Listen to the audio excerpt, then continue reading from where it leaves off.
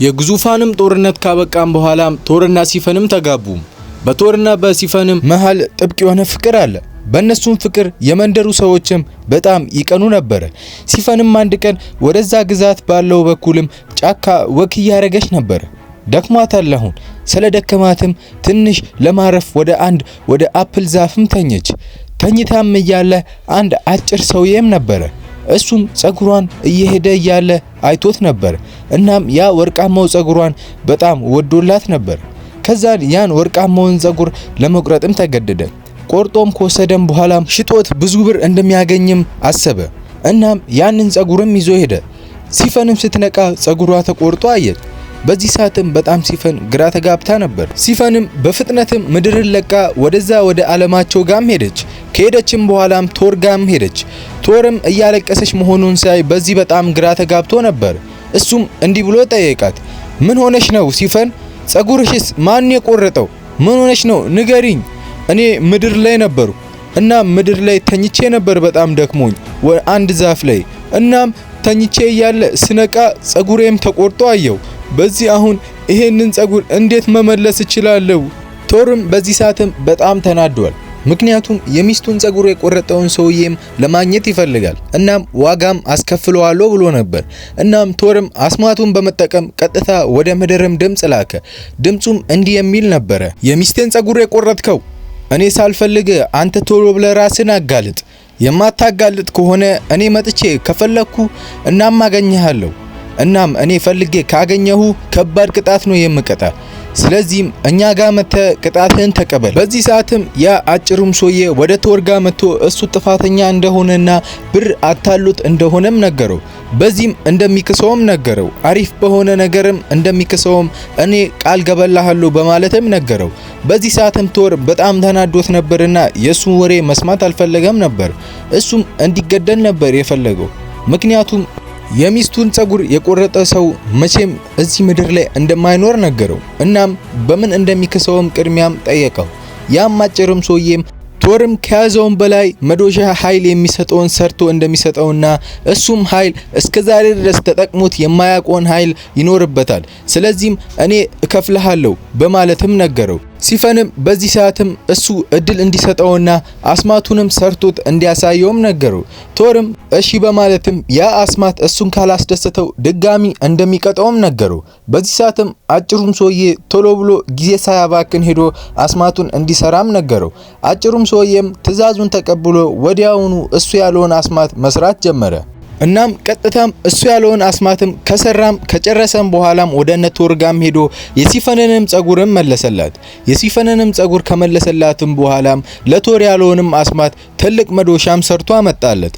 ይሄም ትልቅ መዶሻ በጣም እሱ ከያዘው መዶሻ በላይም አስማት እንዳለውም ይሄ አጭሩ ሰው ነገረው።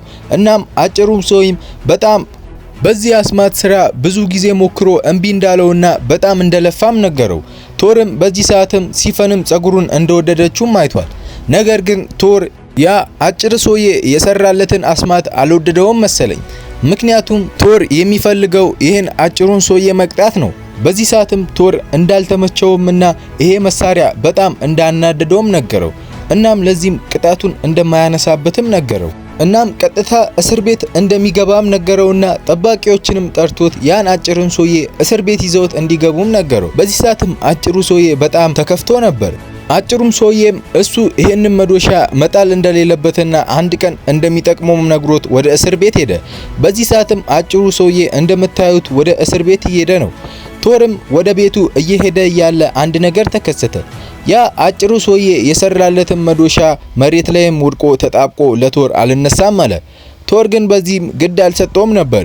ያ የሱን የበፊቱን መዶሻ በመጥራት እሱን ተጠቅሞ መሄድ ጀመረ። ቶርም ከቀናትም በኋላም አንድ ግዙፍ የሆነ ሰውም አሸነፈ። ካሸነፈም በኋላም በዚህ መንደር ላይም ሆነ በነሱ ቤተ መንግስት ውስጥም ምንም አይነት ችግር እንደማይመጣም ለራሱ መናገር ጀመረ። በዛ ሰዓትም እንደምታዩት አንድ 3 ትላልቅ የሆኑ የቶርን መንግስት ለማውደም የተነሱ 3 ሰዎችና አንድ የነሱ አዛዥ ከበረዶ የተሰራ ሰው ነበረ። እናም ወደ ቶር ጋርም መሄድ ጀመሩ። በዚህ ሰዓትም እነሱ በበቀል ነው የተነሱት። እናም ቀጥታ ቶርን እንደሚያሸንፉና ኃይልም እንዳላቸውም ተሰሙ። በእነሱም በበረዶ እናታቸውም ምክንያት ወደዛም ወደ እነሱ መንደር መግባት ጀመሩ። እነሱም ወደ ቶር ጋም ከሄዱም በኋላ ቶርም እነሱ መምጣታቸውን ሲያውቅ ቀጥታ የሱን ኃይል ሰብስቦ ወደ እነሱ ጋር መሄድ ጀመረ። እነሱም እናሸንፋለን በማለት ወደሚዋጉበት መንደር በአስማታቸውም ሄዱ። ከደረሱም በኋላም ለመዋጋትም በቁ። በዚህ ሰዓትም ከባድ የሆነ ውጊያም ተከስቶ ነበር። በዚህ ሰዓትም ቶርም በመዶሻው የቶር ሚስት የሆነችው ሲፈን ደግሞ በሰይፏም መጣላት ጀመሩ። በዚህ ሰዓትም የበረዶ ጭራቅ እነ ቶር ላይም ጥቃት ሰነዘረ። እነ ቶርም መከላከል ጀመሩ። ቶርም ከመሃላቸው ሲወጣ ያ የጭራቁም ኃይል ከቶር ጋር ለመዋጋት የመጡትንም እነሱም መታቸው። በዚህ ሰዓትም ይሄ ጭራቅ በጣም ደስተኛ ሆኖ ነበር። እናም ሲፈንም በዚህ በጣም ተጎድታ ነበር። ሲፈን ብቻ ሳትሆን ከቶር ጋር ለመፋለም የመጡት ሁሉም የቶር ወታደሮች በጣም ተጎድተው ነበር። በዚህ ሰዓትም ሲፈንም በጣም አቅም አታ ነበር ለመፋለም። እናም ቶርም በዚህ እሷን ሳያት በጣም እንደተጎደችና አቅም እንደሌላትም አወቀ። በዚህ ሰዓትም ከዛ ከበረዶም ጭራቅ ጥቃት ይሰነዘራል።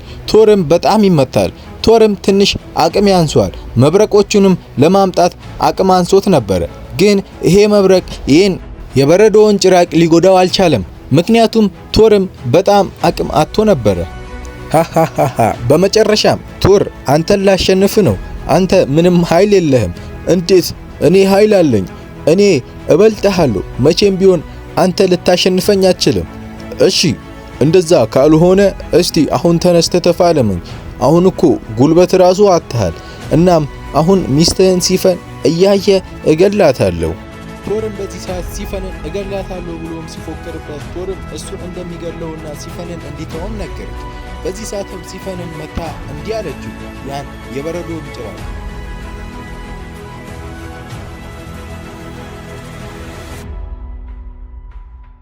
አንዴ ቆይ፣ ስምምነት ማድረግ እንችላለን? አንተ ጭራቅ ማለት በቃ ቶርን ተወውና እኔን ግደለኝ። እናም ይሄ አሪፍ ስምምነት ይሆናል። ምን? ይሄ ሊሆን አይችልም። እኔን ነው የምገለኝ። እሷን ልትገላት አትችልም። እኔን አይደል የፈለከው? በመጨረሻም እኔ ልገዳደል እያላችሁ እናንተ እኔ ላይ ማውራት ጀመራችሁ። እስቲ ደግሞ ፍቅራችሁ በጣም ደስ ይላል። እስቲ አሁን ማንን ልግደል? እሺ እንደዛ ከሆነ ቶር አንተ እኔን ተንበርክከ ትማጸነኛለህ? እባክህ ግደለኝ ብለህ ትማጸነኛለህ? ይሄ ሊሆን አይችልም። እኔ አንተን ተንበርክኬ አልማጸንህም። ቶርም እንዲህ ብሎ ሲመልስለት በዚህ ሰዓትም የበረዶውም ጭራቅ አንድ ነገር ማሰብ ጀመረ። እሱም እንደዚህ ማሐረግ ከሆነ ሚስቱን እንደሚገልበት ነገረው። ቶርም በዚህ ሰዓትም በጣም የሚያደርገውን ነገር አቅቶት ነበር። እናም ካሰበም በኋላ መዶሻውን ጥሎ ተንበርክኮም እባክህን አንተ ጭራቅ እኔን ግደለኝ፣ ሚስቴን ተዋት፣ እኔን አደል የምትፈልገው? ስለዚህ እኔን ግደለኝ፣ እንዲህ እያልኩ እየተማጸንኩ ነው፣ እኔን ግደለኝ። በዚህ ሰዓትም ጭራቁ በጣም ደስ ብሎት በፈገግታ መሳቅ ጀመረ። እናም አሁን ቶርን ሊገለው ነው። በዚህ ሰዓትም ሲፈንም እባክተው እያለችው የተማጸነችው ነበር። ልክ ያ ጭራቅ ቶርን ሊገለው ሲል የቶር መዶሻ ያ አልነሳም ያለው መዶሻ በከባድ ፍጥነት እያበራ ወደሱ መጣ። እሱም ቶርም በጣም ተደንቆ ነበር። ያም መዶሻ ወደ ቶር ጋር ከመጣም የሆነ ጽሑፍ ይታይ ነበር። ይሄም ጽሑፍ እንዲህ ነበር የሚለው ዋጋ ላለው ጠንክሪል ነበር። በዚህ ሰዓትም ቶርም ይሄንን መዶሻ ልክ እንደያዘውም ከባድ የሆነ ኃይልም ተሰሙ። ከበፊቱም የሆነ ጥንካሬም አገኘ። እናም ያንን ጭራቅ በመብረቁ በመምታት ገደለው። እናም ያንን ጭራቅ ከገደለውም በኋላም ቶርም ሚስቱን ሲፈንም አቀፋት። በዚህ ሰዓትም ይሄም መዶሻ በጣም እንደጠቀማቸውና ያን አጭሩን ሰውዬ መፍታት እንዳለበት እያሰበ ነበር። ነገር ግን ፓወሩን እንዴት እንደሰራውም አላወቀም ነበር። ነገር ግን ይሄኛውም አጭሩም ሰውዬ ከእስር ቤትም ወጥቶ ቶርም ጥፋት እንደሰራና በጣም ይቅርታም ጠይቆ ያን አጭሩን ሰውዬ በነፃ ለቀቀው። በዚህ ሰዓትም ይሄ አጭሩ ሰውዬ አለማወቅ ነውና ቶርን ምንም አላለውም ነበር። ይቅርታውን ተቀብሎም ወደ ቤቱም ሄደ። በዚህ ሰዓትም ቶር ሁሉንም ሰው በአንዴ መቅጣት እንደሌለበትም ተምሯል። በዚህ ሰዓትም ይሄም የሱም ግዛት በጣም ደስተኛ ሆኗል።